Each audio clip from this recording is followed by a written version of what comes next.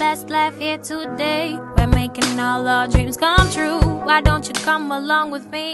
Cause I love spending time with you, with you, with you. Spending time with you.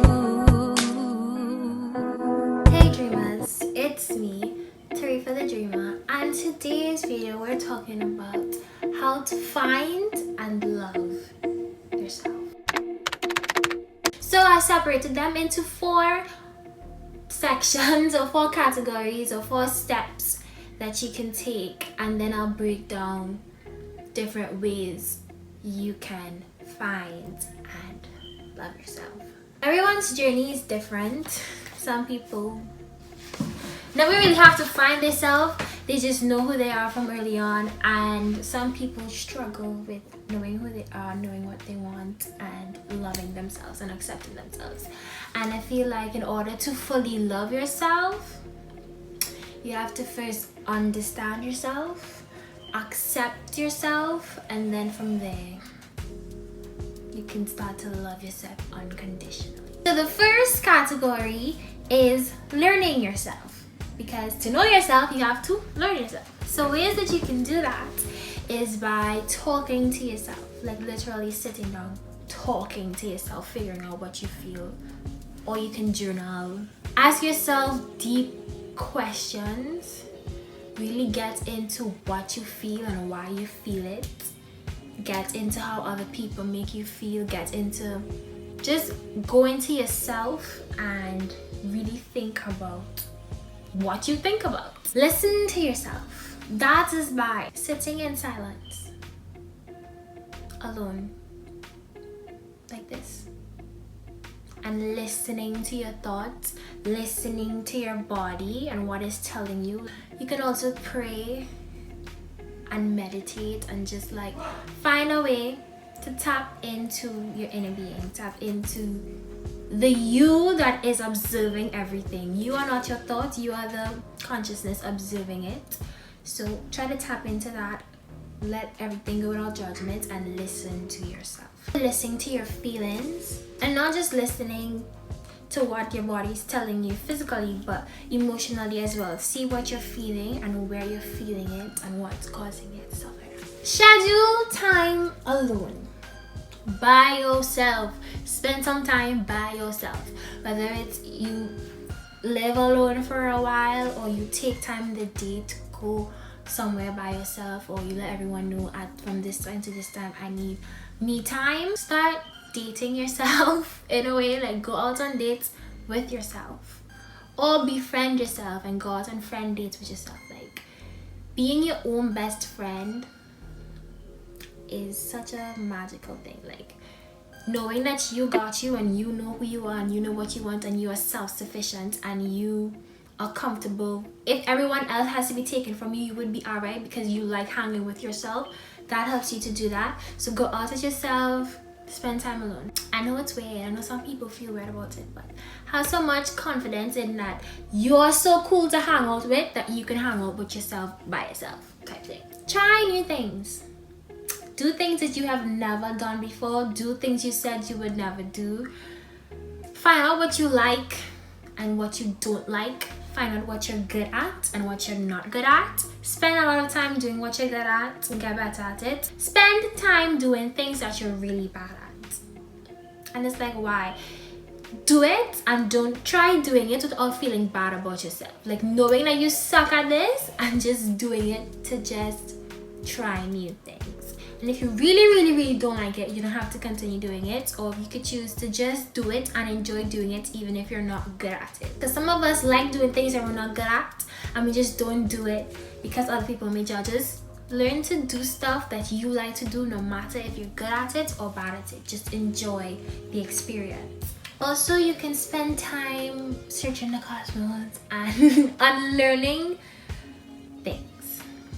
Unlearning things that you were taught about yourself, about life, about your family, about how the world works, and really come up with your own thoughts about things. So really explore the world and explore life for yourself and see how you feel about things. First you unlearn and then you relearn things how they really are, or things that are more beneficial to you. Question your belief systems. Question them. Question your paradigms and really see what is real and seek knowledge and seek truth, and not just take everything that you know from before that has been holding you back. Use this time to really figure out stuff on your own, and know in your heart that what you feel is your feeling and your thoughts, and not something you just accepted from the world. That helps you to build confidence, that helps you to build self-worth, that helps you know who you are and what you stand for, and knowing that you stand on it because you choose to, and not because you were made to, or not because you just accepted it for just anything is anything type thing. Face your fears. Face your fears. Pick out the things that scare you and do them. Do them until it's like, okay, I did it, I'm not scared about it anymore. Or do it till you build this bravery where anything that scares you in the future, you're able to tackle it better, because the more you practice something, the better you get at it. So you practice facing your fears. Practice by the small one. If you're afraid of bugs, surround yourself with some bugs and just face it, and then move on to something big. Like if you're afraid of falling from the sky, go jump out of a plane. Like just face your fears and know that your fears come from within, and there's nothing to be afraid of, and it's all in your mind. So just kind of like help you gain control of your body and your mind and stuff like that. To learn yourself, you can ask others. You can ask people that you trust, or people whose opinion of you matters. And we'll get more into that about other people's opinions, but I'm talking about like people who you believe have a good sense of character, and who you trust to be honest with you, with the intention of you growing and you being better, and not to hurt you or to make you feel bad. So go to those people that you trust and ask them, how are you to them? Like, what can you do to be a better person, to be a better friend, to be a better partner, whatever it is. Because sometimes we don't see what we're doing wrong because no one tells us about it. So go to that person and figure out what it is that you can do to do better, or what it is that you do that make other people around you that you love and you care about and you value feel more comfortable. So you can learn yourself by seeing how others see you. Another way to learn yourself is by exploring yourself. So explore your body, explore your limits, explore your pleasures, explore how your body responds to certain things, how your emotions respond to certain things. Put yourself in situations you don't usually put yourself in, and just get to know you. Like, get to know your body. Try new foods, try new exercises, try new routines, try new everything, and take the time by yourself to just learn what you like, learn what's good for you, what's bad for you, learn how you feel your best, what makes you feel your best, what feels good to you, and do more of that. Last way that you can learn yourself is by building trust with yourself and keeping some things to yourself. So secrets don't always have to be a bad thing. Sometimes I'm talking about secrets that don't hurt anyone else, that is just you and your business. Sometimes I feel like we don't keep anything for ourselves. We just share, especially with social media. We just share everything, or we just feel like we need to tell everybody everything. So it's like some things you can keep with yourself and build that friendship with yourself with trust. So trust yourself to keep things that are personal to you and special to you, and just have it be your little inside joke or your little inside comfort that people don't know. Once it's not something that hurts you or harms you, and it's just pure joy or pure satisfaction or whatever it is, you can have secrets, pleasures, or secrets, just tiny little things that you can keep to yourself, and that's like your thing. So you know that you have a piece of you that belongs completely to you. The next section, or the next way you can learn to love yourself, is by taking care of yourself. Self-care activities. So if you love someone, you want the best for someone in every way possible. So if you love yourself, or if you're trying to love yourself, you need to act as someone who loves themselves. So watch what you consume. So that's your diet. That's what you watch on television. That's what you put on your body. That's what you put in your hair. That's what you put in your environment. Take better care of yourself.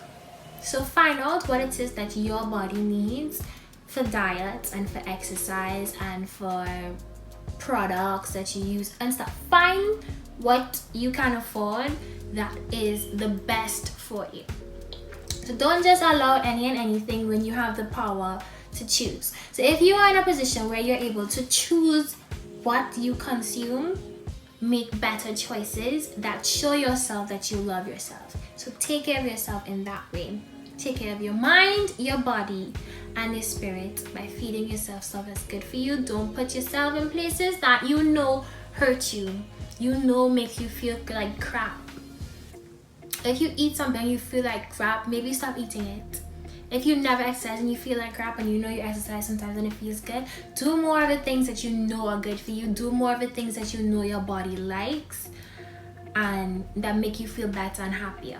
Sometimes they are harder to do than the lazy, easy thing, but it's worth it.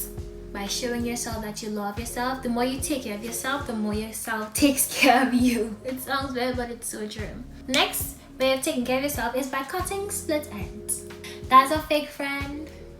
That's a bad product or service you be involving yourself in. That's allowing people to do you dirty. That's allowing people to take advantage of you for whatever reason. Start evaluating your relationships, your bad habits, and your toxic environments. And really cut until there are none left. So anyone in your life that's not serving you in becoming your best self, that's not taking care of you and you in your position to cut them off, let them go. It's fine. If you're doing something that is making you terribly unhappy, stop doing it. Stop allowing it. Just stop. Just cut all the split ends. And that applies to your hair too. If you have dry split ends, baby, cut it. Cut it. Health over length, okay? In every situation, health over length. A next self-care thing that you can do is by planning. So that is planning your day or planning your goals, short-term goals and long-term goals. Some people feel like they don't want to plan, they just want to live life as such. If you're living that way and life isn't good, then maybe you should try something new. If it's fine and it's working for you, continue to do that. But having goals and having a plan that motivates you to work towards whatever it is that you want is always a good idea, and that's a good way of taking care of yourself, because there's something for you to do to keep you occupied, to keep you busy, to keep you moving, to keep you energized. So plan out your day, plan your outfits, plan your future, plan the things that you want, think about the things that you want, write them down, make vision boards, journal about them, talk to people about them. Just know what you want, like really figure out what exactly it is that you want, what you believe that is going to make you happy, what is going to make your life better, what is going to make your life easier. Figure out what those things are and start doing them, start getting them. Create systems to achieve them. So sometimes we plan and then we don't do anything about it. Like, no, create systems, even if it's just little by little. Create ways for you to get closer and closer to the things that you want. Don't just sit there and be like, I want this, and never do anything to get it. It's very unlikely that you will get it. Like dreamers dream, but they also work towards their dreams. Another way to take care of yourself actually is by taking care of others. The way that we were designed, when we help others, when we make others feel good, we feel good. Try it and see. Find ways to do stuff for others. I'm not telling you, if you're not that type of person to go out and be picking up stray cats and stray dogs, don't do it. Do the things that feel good to you. So help a family member, help a friend, help a stranger in the streets, give your advice, give your expertise, whatever you can do to help another person or to make another person stay, to make another person smile. The tiniest things go a long way. So doing stuff for others really helps you feel good about yourself. So you take care of others and the universe takes care of you. But when doing it, do it with pure intentions. Like, yes, we know we're gonna feel good afterwards, but still do it with a kind heart, do it with love. And the last way you can take care of yourself is by expressing gratitude. No matter what you have, you still have something. be grateful for whatever that is. Because there's always somebody who has less. There's always somebody who's hurting more. And that's not saying that your struggle isn't valid. That's not saying that your pain isn't valid. However, when you focus on what you have that's good, that grows. When you put gratitude and you think about what you have as being abundant, more things for you to be grateful for comes into your life. So whatever you have, be grateful for it. Being able to see, think, breathe, live. These small things that we take for granted are so precious, and I think if we pay more attention to what we do have and less about what we don't have, we're going to have an easier time loving life and loving ourselves.